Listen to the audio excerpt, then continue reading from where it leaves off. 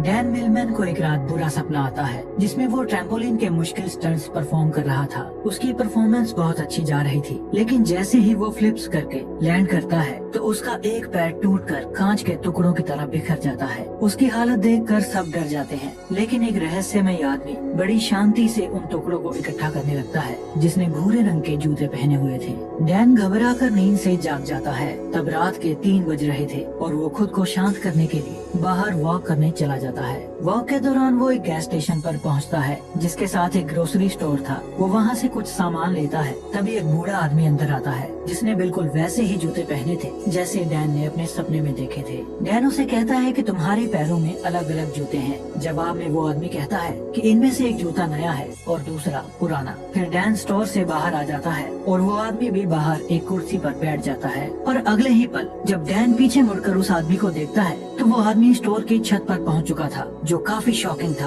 क्योंकि एक बूढ़े आदमी के लिए बिना किसी सहारे के इतनी जल्दी छत पर पहुंच जाना नामुमकिन बात थी। डैन उससे पूछता है कि उसने ऐसा कैसे किया, लेकिन वो आदमी रहस्यमय ढंग से चुपचाप उसकी ओर देखता रहता है। तो डैन वहाँ से चला जाता है। फिर डैन कॉलेज में ट्रैम्पोलिन की प्रैक्टिस करने के लिए जाता है। डैन अपने कॉलेज का बेहतरीन ट्रैम्पोलिनिस्ट था, लेकिन वो अपनी परफॉर्मेंस से सेटिस्फाइड नहीं था। वो खुद को दूसरों से बेहतर समझता था, इसीलिए वो थोड़ा घमंडी भी था। अपने आप को बेहतर साबित करने के लिए वो डबल फ्लिप्स के बजाय ट्रिपल फ्लिप्स की प्रैक्टिस कर रहा था, जो बेहद मुश्किल और खतरनाक स्टंट था। ऐसा स्टंट करके वो बेस्ट एथलीट बनना चाहता था, क्योंकि ऐसा स्टंट आज तक किसी ने नहीं किया था। लेकिन वो ऐसा कर नहीं पाता और नीचे गिर जाता है। उसके कोच को ये सब पागलपन लगता है। वो कहता है कि तुम एक बेहतरीन खिलाड़ी हो, पर ट्रिपल फ्लिप्स परफॉर्म कर पाना मुमकिन नहीं है, क्योंकि इसके लिए असाधारण ताकत, अचूक तकनीक और निडरता की जरूरत है। और अगर जरा सी भी गलती हुई तो या तो तुम्हें सीरियस इंजरी हो सकती है या फिर तुम्हारी जान भी जा सकती है। कोच की बातें डैन को निराश कर देती हैं। ट्रिपल फ्लिप्स परफॉर्म करने के लिए उसे स्पेशल ट्रेनिंग की जरूरत थी,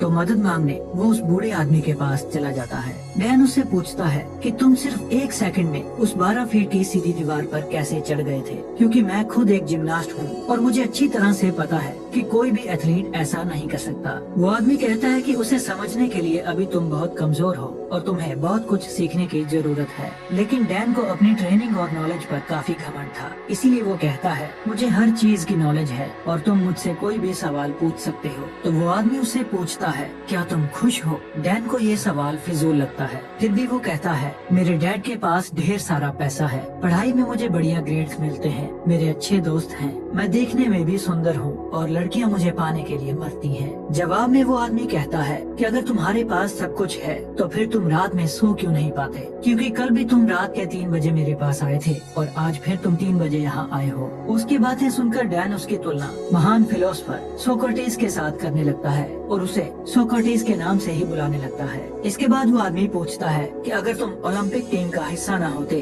तो तुम क्या करते। ये सवाल डैन को अंदर से हिलाकर रख देता है, क्योंकि उसने ओलंपिक के अलावा कुछ भी सोचा नहीं था। पर उस आदमी ने ये सवाल पूछा क्यों? डैन को लगता है कि वो आदमी संकी है, तो घबराकर डैन वहाँ से चला जाता है और उसे भूलने की कोशिश करने लगता है। अपनी रोजमर्रा की जिंदगी की तरह वो अपने दोस्तों के साथ क्लब में एंजॉय करता है, शराब पीता है और लड़कियों को इम्प्रेस करके रात में उनके साथ वक्त बिताता है। और इसी दौरान अचानक से सिर्फ एक पल के लिए सोक्रेटिस उसके सामने आ जाता है, जो एक इशारा था ताकि डैन अपनी हरकतें सुधार सके। तो डैन सोक्रेटिस से मिलने उसके पास चला जाता है। उन दोनों में थोड़ी बातचीत के बाद जॉय नाम की लड़की खाना लेकर आती है। फिर वो दोनों खाना खाने लगते हैं। तब डैन अपने मुंह में खाना ठूसने लगता है और जल्दी जल्दी खाने लगता है, लेकिन सोक्रेटिस कहता है कि तुम्हें अपना खाना आराम से एंजॉय करके खाना चाहिए। वो कहता है कि तुम में बहुत सी गलत आदतें हैं और अगर तुम मुझसे ट्रेनिंग करना चाहते हो तो no TV, no meat, no alcohol, no drugs and no physical relationships. लेकिन डैन को अपनी ट्रेनिंग पर काफी घमंड था,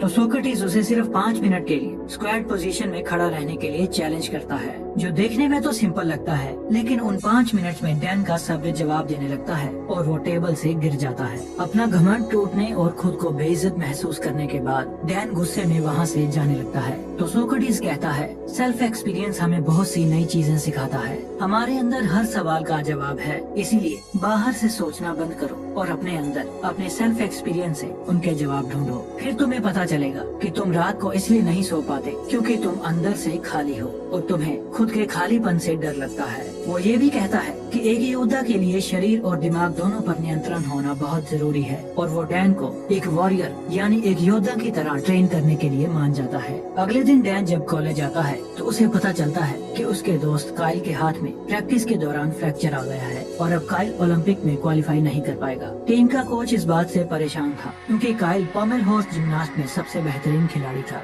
रात को डैन फिर से सोक्रेटिस से मिलने जाता है। सोक्रेटिस एक गाड़ी ठीक कर रहा था और वो डैन से रेंच मांगता है। डैन जानबूझकर रेंच को उसकी तरफ तेजी से फेंकता है, लेकिन सोक्रेटिस बिना उसकी तरफ देखे बड़ी आसानी से उसे कैच कर लेता है। डैन दोबारा से ऐसा करता है और सोक्रेटिस फिर से उसे कैच कर लेता है। सोक्रेटिस कहता है, हमारे दिमाग में लाखों बेतुके विचार चलते रहते हैं जो हमारे लक्ष्य को धुंधला बनाकर हमें भटका देते हैं। फिर वो डैन को थप्पड़ मारकर उकसाता है और जवाब में उसे पंच मारने के लिए कहता है। पहले तो डैन शांत रहता है, लेकिन जब वो सोक्रेटिस पर हमला करता है तो सोक्रेटिस उसे बड़े आराम से हरा देता है। फिर वो कहता है कि अपने लक्ष्य के अलावा जो कुछ भी तुम्हारे दिमाग में चल रहा है वो सब बेकार है। उस कचरे को अपने दिमाग से बाहर निकाल दो और कल सुबह उसे कैंपस में ब्रिज के पास बुलाता है। अगले दिन जब डैन ब्रिज के पास पहुंचता है तो सोक्रेटिस उसे धक्का देकर पानी में गिरा देता है। गुस्से में डैन उस पर चिल्लाने लगता है। तब सोक्रेटिस कहता है, जब तुम नीचे गिर रहे थे तब तुम्हारा दिमाग बिल्कुल खाली था और अब फिर से उसमें कचरा भर चुका है।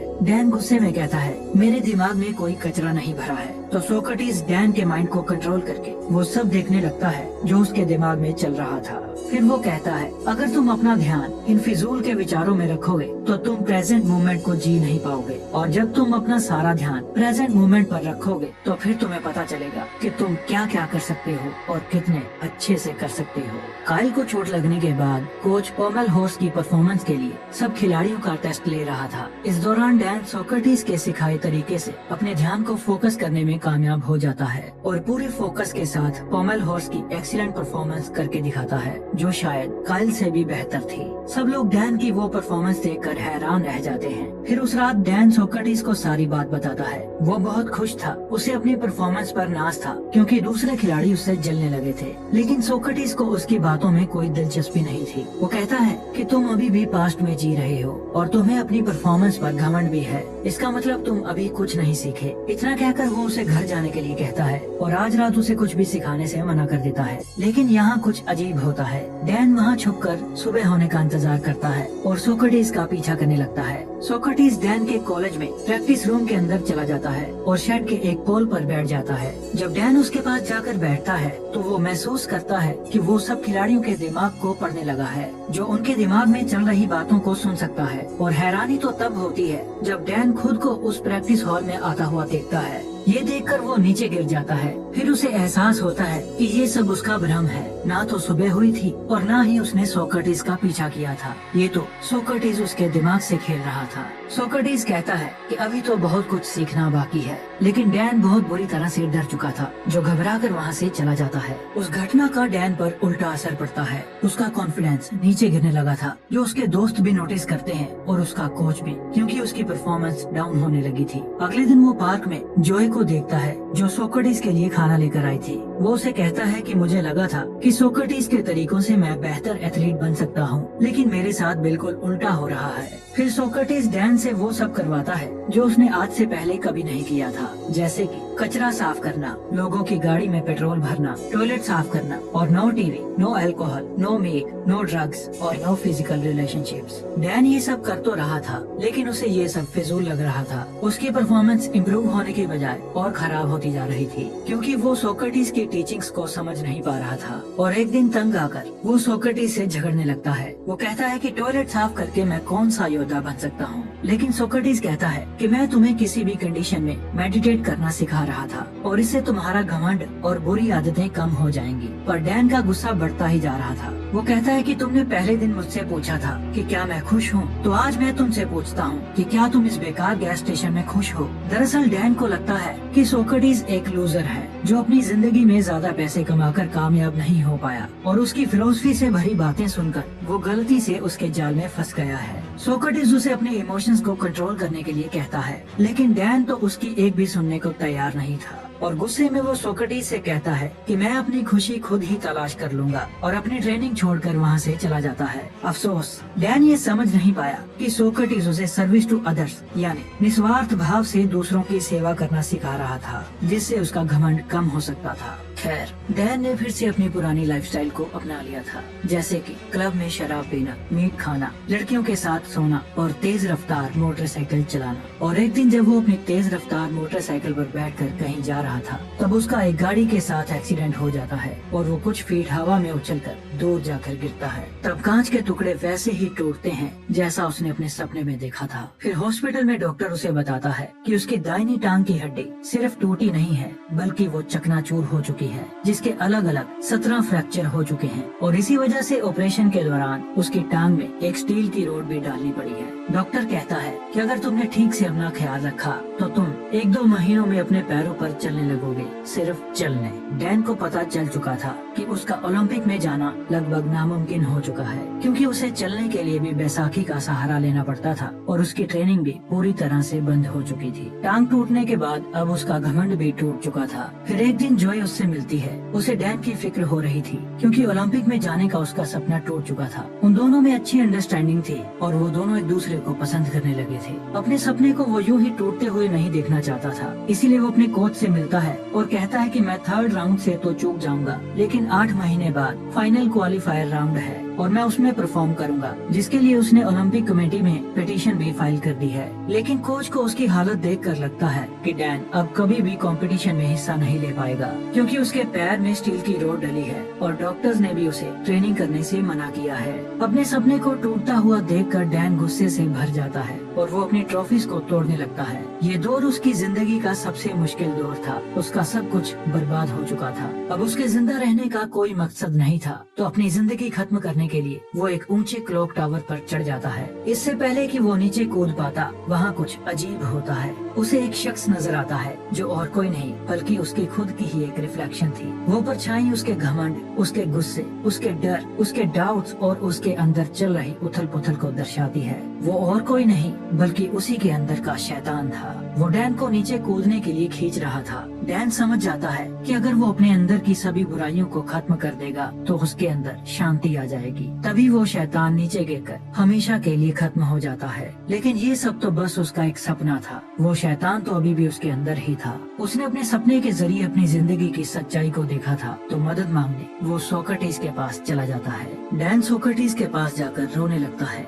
सोक्रेटिस कहता है हर चीज का एक मकसद होता है। वो डैन से कहता है कि अब तुम्हें अपने सवालों के जवाब अपने अंदर से ही ढूंढने पड़ेंगे और जब तक तुम्हें अपने अंदर से कोई खास जवाब नहीं मिलता तब तक तुम उस पुरानी कार के ऊपर बैठे रहो। डैन वहाँ बैठकर सोचने लगता है। उसके पास टाइम तो बहुत था, लेकिन वो क्या सोचे उसे ये मालूम नहीं था। वो बार बार अपने नए जवाब के साथ सोक्रेटिस से मिलता है, लेकिन हर बार सोक्रेटिस उसके जवाब से सेटिस्फाई नहीं होता। फिर सारी रात सोचने के बाद जब सुबह वो एक कपल को देखता है तो उसे अपना जवाब मिलता है कि हमारी जिंदगी का एक एक पल बहुत खास है, हमें अपनी जिंदगी की कद्र करनी चाहिए। उसका ये जवाब सुनकर सोक्रेटिस खुश हो जाता है। डैन को अपनी जिंदगी की कीमत पता चल चुकी थी। अब क्लॉक टावर से कूदने के ख्याल उसके दिमाग में नहीं आएंगे। सोक्रेटिस के साथ रहते हुए वो बहुत सी बातें सीखता है। सोक्रेटिस उसके अंदर फिर से जीने की आशा भरता है और अपनी जिंदगी फिर से शुरू करने के लिए उसे इंस्पायर करता है। फिर एक दिन डैन अपने दोस्तों से मिलता है और पास्ट में अपने बुरे बिहेवियर के लिए उनसे माफी मांगता है। उसके दोस्त डैन का ये रूप देखकर हैरान हो जाते हैं। सोक्रेटिस के विचारों ने डैन को पूरी तरह से बदल दिया था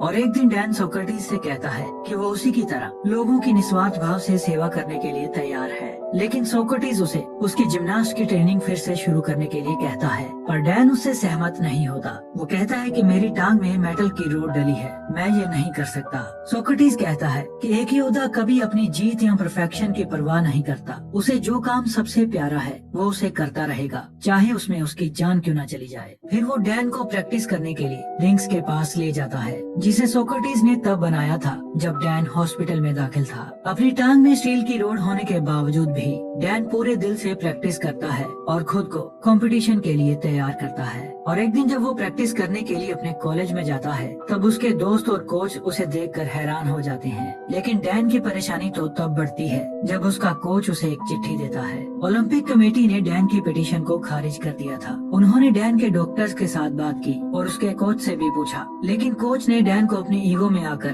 ट्रिपल फ्लिप्स करते हुए देखा था। उसे लगता था कि डैन अपनी परफॉर्मेंस के लिए पागलपन की किसी भी हद तक जा सकता है, जो एक दिन खुद को ही मार डालेगा। इसलिए उसने डैन के फेवर में वोट नहीं किया। अपनी मंजिल के इतना करीब आकर एक बार फिर से उसका सपना टूट जाता है। सोक्रेटिस कहता है कि कोई अप्रूवल लेटर तुम्हें रोक नहीं सकती, तुम वो करते रहो जो तुम्हें अच्छा लगता है। लेकिन डैन कहता है कि मेरा मकसद सिर्फ प्रैक्टिस करना नहीं, बल्कि ओलंपिक में गोल्ड हासिल करना है। सोक्रेटिस कहता है कि गोल्ड पाना सिर्फ एक लालच है, अगर वो मिल भी जाए तो क्या, जब तक तुम अंदर से खुश नहीं हो, कोई भी बाहरी चीज तुम्हें खुशी नहीं दे सकती। सोक्रेटिस उसे अपने इमोशंस को कंट्रोल करने के लिए कहता है, लेकिन डैन काफी अपसेट था। वो नाराज होकर सोक्रेटिस से कहता है कि मैं अपना सब कुछ छोड़ने के लिए तैयार था, लेकिन तुमने मुझे फिर से प्रैक्टिस शुरू करने के लिए कहा। वो काफी परेशान हो चुका था, उसे कुछ समझ नहीं आ रहा था, तो अपने अंदर से जवाब ढूंढने के लिए वो उस पुरानी कार पर बैठ जाता है। सोक्रेटिस उसकी तड़प को देखता है और उसे कल सुबह अपने साथ पहाड़ी पर चलने के लिए कहता है, जहाँ कोई खास चीज है। फिर अगली सुबह बुरी तरह थका देने वाला 4 घंटों का लंबा सफर तय करके जब वो पहाड़ी की चोटी पर पहुँचते हैं, तो डैन सोक्रेटिस से पूछता है कि बताओ तुम मुझे क्या दिखाना चाहते थे, ये पहाड़, ये नजारा या फिर कुछ और। तो सोक्रेटिस उसके पैरों के पास पड़े एक पत्थर की ओर इशारा करता है और कहता है कि मैं तुम्हें ये पत्थर दिखाने के लिए यहाँ लाया हूँ। इतना सुनने के बाद डैन निराश हो जाता है। वो कहता है कि लगातार 4 घंटों से इतना लंबा सफर तय करके हम यहाँ इस मामूली पत्थर को देखने आए हैं। फिर उसे एहसास होता है कि सोक्रेटिस उसे कुछ समझाना चाहता है। थोड़ी देर सोचने के बाद वो समझ जाता है कि जब तक उसे मंजिल के बारे में पता नहीं था, तब तक वो अपना सफर एंजॉय कर रहा था और वो खुश था। लेकिन जैसे ही वो मंजिल तक पहुंच गया, उसकी खुशी खत्म हो गई, क्योंकि जो खुशी सफर में है वो मंजिल को पाने में नहीं। डैन ये भी समझ चुका था कि उसका गोल्ड हासिल करने का सपना भी इस पत्थर के समान ही है, जिसे हासिल करने या ना करने से कोई फर्क नहीं पड़ता, क्योंकि असली खुशी तो सफर के दौरान है। और अपने सफर को एंजॉय करते हुए वो बिना किसी की परवाह किए प्रैक्टिस हॉल में प्रैक्टिस करने लगता है। उसकी बेहतरीन परफॉर्मेंस देखकर सब हैरान हो जाते हैं और उसका कोच उसे फाइनल क्वालिफायर राउंड में ले जाने के लिए मान जाता है। डैन अपनी टीम के साथ सोक्रेटिस को भी ले जाना चाहता था, लेकिन जब वो गैस स्टेशन पहुंचता है तो वो देखता है कि सोक्रेटिस वहां से जा चुका है और उसकी जगह आज ही एक नया लड़का आया है। वो गैस स्टेशन के अंदर जाकर भी देखता है, लेकिन सोक्रेटिस का कोई भी नामो निशान नहीं था। शायद वो अपना काम पूरा कर चुका था। फिर क्वालिफायर राउंड में डैन अपनी परफॉर्मेंस करता है। उसका अपने दिमाग पर पूरा कंट्रोल था। उसे गोल्ड पाने का लालच या डर नहीं था, वो तो बस इस पल को एंजॉय कर रहा था। एक्सीडेंट के बावजूद भी उसकी ऐसी परफॉर्मेंस देखकर सब लोग बहुत ज्यादा हैरान थे। इसके बाद डैन ने बर्कली की टीम के साथ अपना पहला नेशनल टाइटल जीता और उसने जॉय के साथ शादी भी कर ली थी। और बाद में डैन ने अपनी जिंदगी पर किताब लिखी, जिसका नाम था way of the peaceful warrior, जिसने लाखों लोगों की जिंदगियों को बदल दिया। और ये मूवी इसी किताब पर आधारित है। आई होप आपने इस कहानी से बहुत कुछ सीखा होगा, तो इस कहानी को शेयर करें। अगर आपको डैन की कहानी पसंद आई है तो इस वीडियो को लाइक करें, हमारे चैनल को सब्सक्राइब करें और